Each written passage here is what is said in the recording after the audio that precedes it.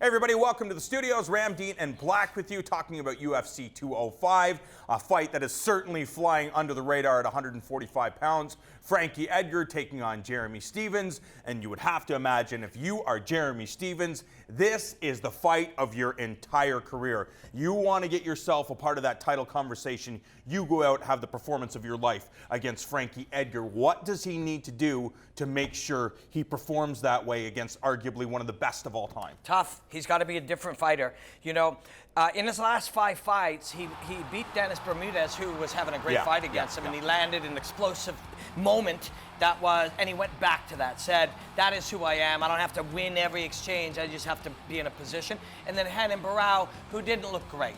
So Jeremy has always been a spectacular fighter, but he needs to have added something. We look back, Cub Swanson with movement, staying away from him, making him whiff on a few of his heavy punches, was able to beat him. Max Holloway owned him with range, you know, and we talked to Jeremy going into that one, and he knew the assignment. The assignment was to cut this man off and corner him and shoehorn him into where you wanted him to be, and he couldn't do it. He can't do that against Frankie. That's the thing. This is the assignment against Frankie as well. Frankie's job is to color outside the lines, make this man chase him. When he plants his feet to throw, Frankie's out, lands out again. That's the specialty of Frankie. So this is a hard fight for Jeremy Stephens. Jeremy Stephens, I like his... He likes hard fights, he does, doesn't he? We love Jeremy Stephens because of that. And he, you know, in that fight with Dennis, it was like, just stay in the fight, stay mentally strong, be aggressive, and force your moments to happen. And by force your moments to happen, I mean force mistakes on his part due to your pressure.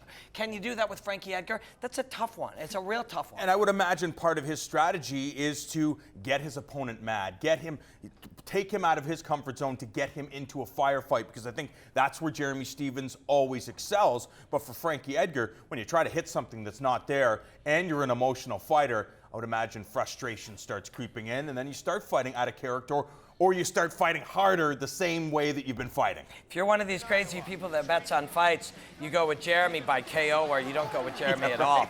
He's not going to outland Frankie. He's not going to out-control Frankie, unless we've seen major changes, which is always possible. Always possible. And aren't you excited when you go in forgetting about these guys' capabilities for growth and evolution and expecting one thing, especially fighters who've stayed one thing for a long time.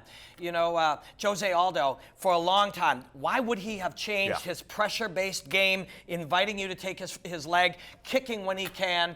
And why was he free to kick? Because if you caught the single, he was a master of not only defending the single, but using it offensively on you, reversing the situation. So why would he have changed? And all of a sudden against Frankie, he's a totally different fighter. Slipping, moving backwards, being defensive prioritized, and countering. And so, you know, if you're Jeremy Stephens, can you do that? Maybe. But even if you do that, Frankie and Mark Henry have already learned that lesson. This is a hard fight. Quickly, before we go, how is there an X factor when you have arguably the greatest pound-for-pound fighter in Dominic Cruz, one of the smartest minds, and Eric Del Fierro? That's the room that you're in. How much of their influence can change the way that you approach this fight? It's true. It's true. And you've got a guy who moves and stuff, but he's different. Frankie just follows the rules, the smart rules. Move your head off the line in, move your feet as you come in, land when you can, slip, move, pivot, leave. And there's 17 variations of that. Instead of a pivot, it's a sidestep, it's a level change, sell the takedown. If he doesn't respond, take him. It's just a spider web of Frankie Edgar options, and you have to be able to answer them. Jeremy Stephens will have needed to improve a great deal if he's going to. This is one of the fights that some people could be talking about after UFC 205 going down Saturday night in New York City.